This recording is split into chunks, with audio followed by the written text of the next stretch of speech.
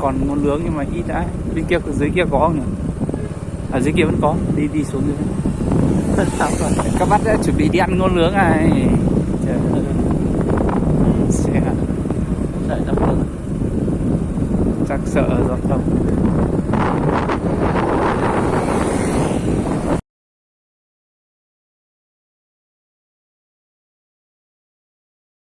Đây các bác ơi, anh em tôi sẽ đi ăn ngô nướng nhá.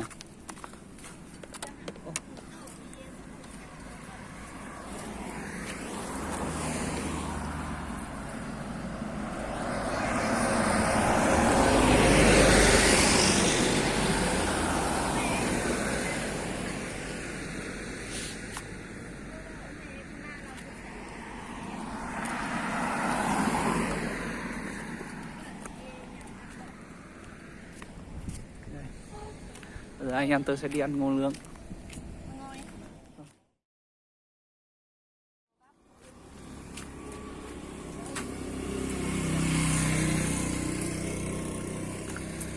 Ăn đây. Ăn đây, ăn đâu? Chị cho em 2 bát chị. Đây cho các bác xem ngô luộc vùng cao này đấy. Mất tiền bác vào.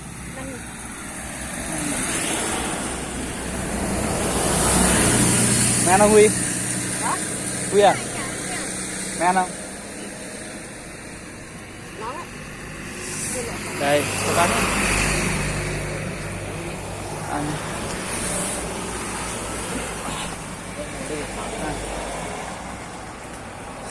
Cho các bác xem ngô luộc này đấy.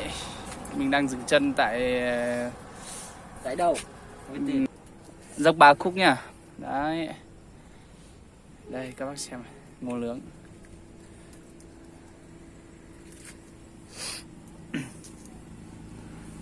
Rồi bây giờ mình sẽ thưởng thức cho các bác xem nhá. Nóng quá. Ôi. Để đây không sao.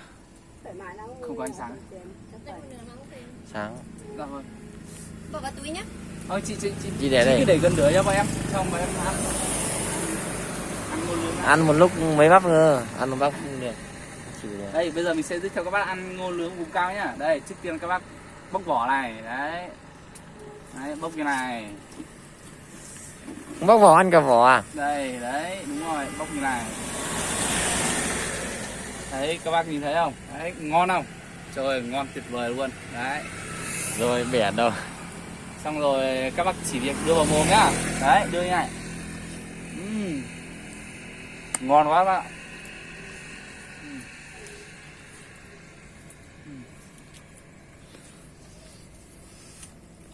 Nó ăn ngon thật.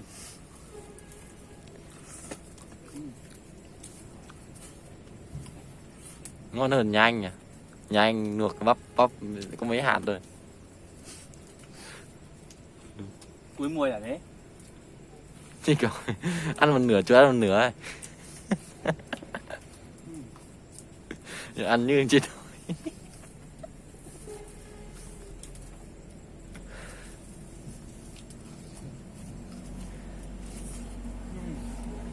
Wow, không có từ nào tả luôn.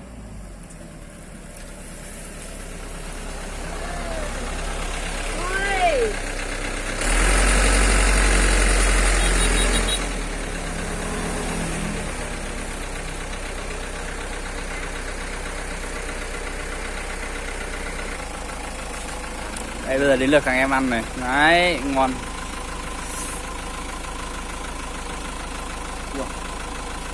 Lâu lâu không ăn ngon thật.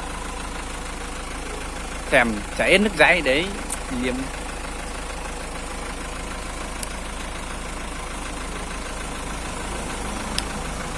Ngon quá.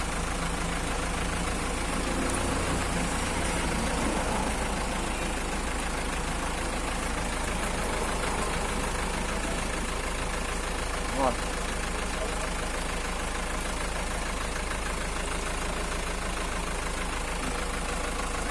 Ngấm nước á. Nhiều rồi. Đây bây giờ ngô nướng này, đấy, bắp ngô nướng ăn. Vừa ăn ngô luộc xong rồi, ăn ngô nướng.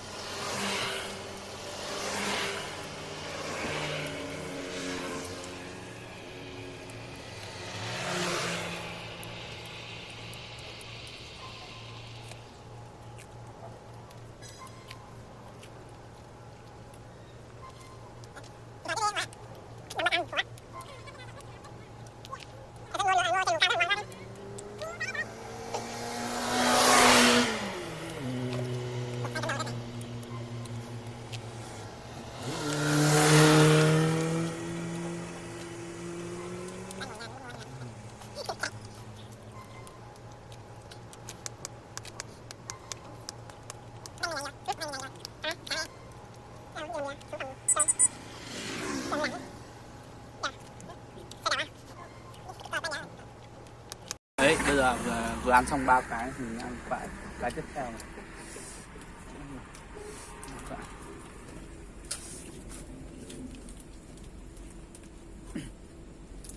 Mình là ngồi chưa đầy 5 phút mình ăn hết 3 cái rồi nhá, một mình á. Đấy, thằng em nó đang ăn 2 cái, mình ăn 3 cái rồi. Sau đoạn dưới kia nó lạnh và lên đây nóng rồi.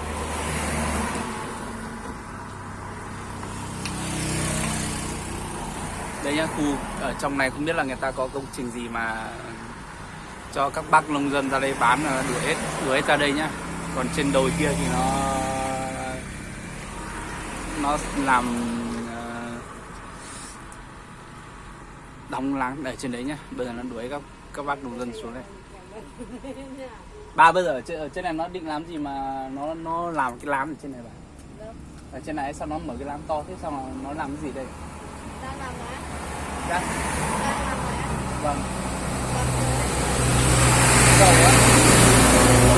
Làm đường à? Đường cái.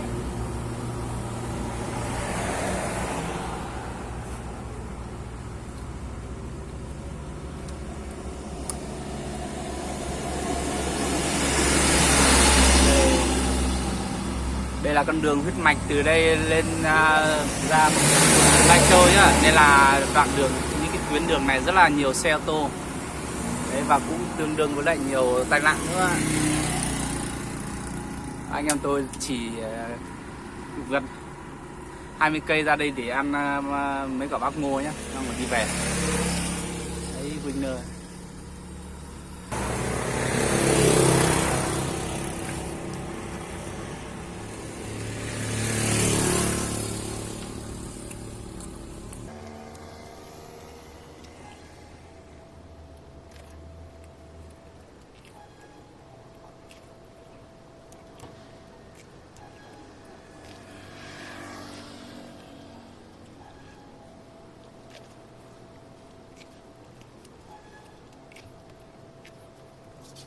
Mua mấy quả tối về mình tặng. Một tăng nè. Đúng.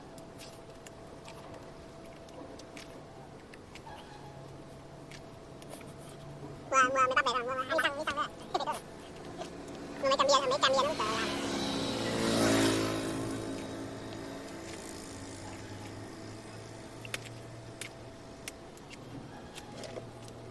Ngon tuyệt vời các bạn.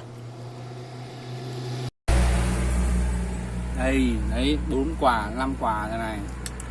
Đấy, chưa đầy 10 phút.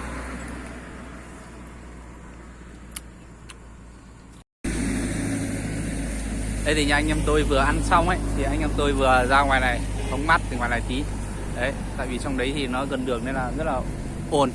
Đây bây giờ sẽ cho các bác đi xem khu quanh quanh đây này. Đây thì phía trên đồi đấy thì phía trong các bác nhìn thấy này. Đấy.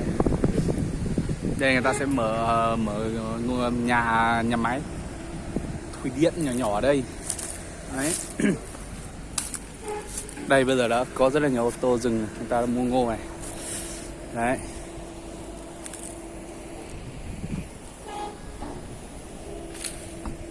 Đây. phía dưới bên này thì người ta sẽ làm cầu nhá. Người ta sẽ bắc cầu và tuyến đường ở trong này sẽ không được đi nữa. Đấy, tuyến đường mà các bác đang nhìn thấy này, đấy, nó sẽ nối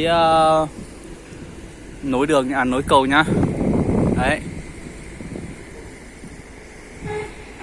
Đấy, nối thẳng từ chỗ các bác nhìn thấy cái máy móc kìa. Đấy.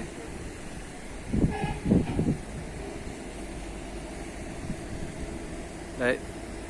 Ở chỗ cái máy móc vàng vàng kìa, người ta sẽ nối từ đấy đi lên qua đoạn trên này nhá.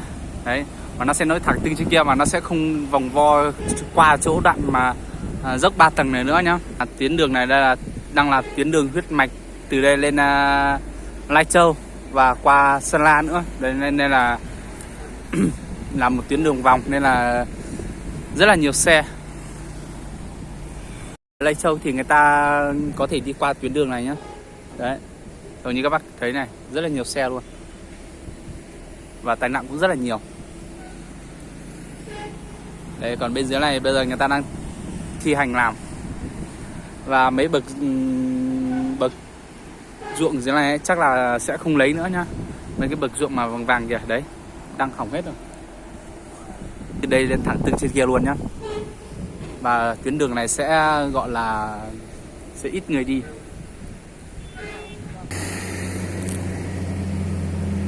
Và không lâu thì các bác đi không lâu các bác đi Sapa thì sẽ không được đi vào tuyến đường ba dốc này nữa, ba khúc này nữa nha, mà là sẽ đi đường cầu ở đây. Đấy, phía sau tôi là người ta đang thực hành làm bắt đầu làm cầu nhá. Đấy, đường cầu sẽ rất là cao đấy mọi người ạ. Nhiều khách hết rồi. Bên cạnh đấy là những cái bậc thang ruộng đấy, rất là đẹp. Rất là đẹp và người ta vẫn chưa chín đâu nhá. Nếu mà trong vào mùa thu hoạch ấy thì nó sẽ là vàng chóe luôn, nó sẽ rất là đẹp. Đấy, thì hiện tại là chưa đến mùa nên là nó vẫn còn xanh ra, nó còn xanh và chưa thấy màu vàng của nó nhá. Khi nó mà đã đến mùa thu hoạch ấy, nó sẽ rất là vàng. Mà bên dưới này nữa, bên dưới đường lên ấy thì cũng có đúng một hạt.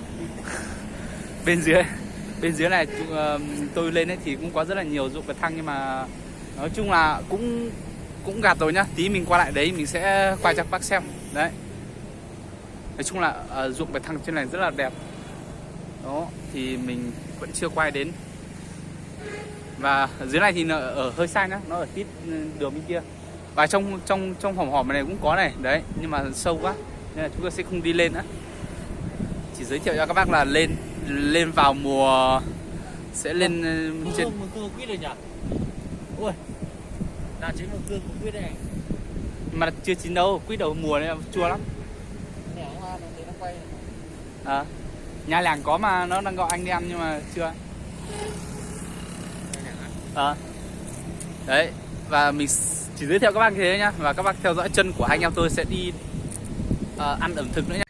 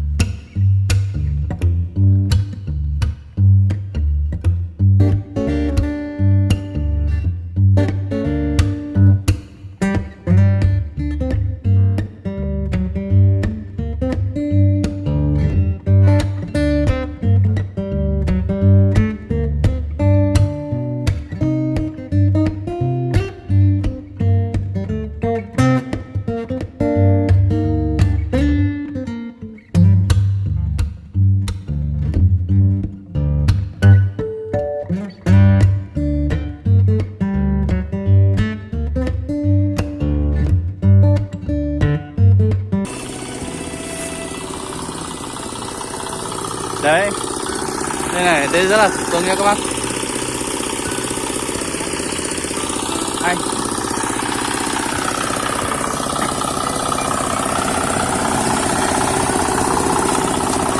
đây, đấy các bác chưa kéo hả anh? Chưa kéo à?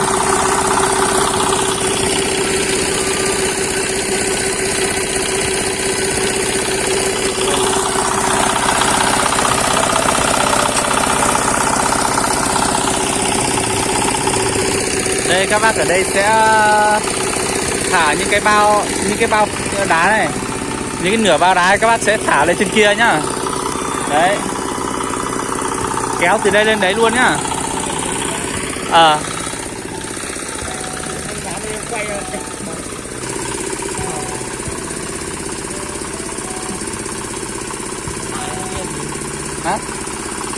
Buộc vào ấy, đấy thấy chưa? Đấy.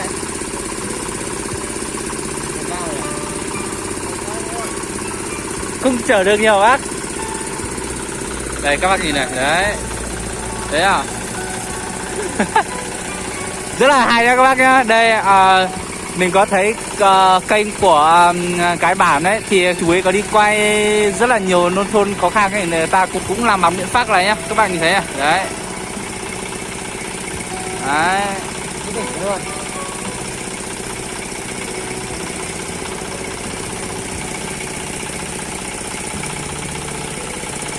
Lên tận trên đỉnh luôn nhá.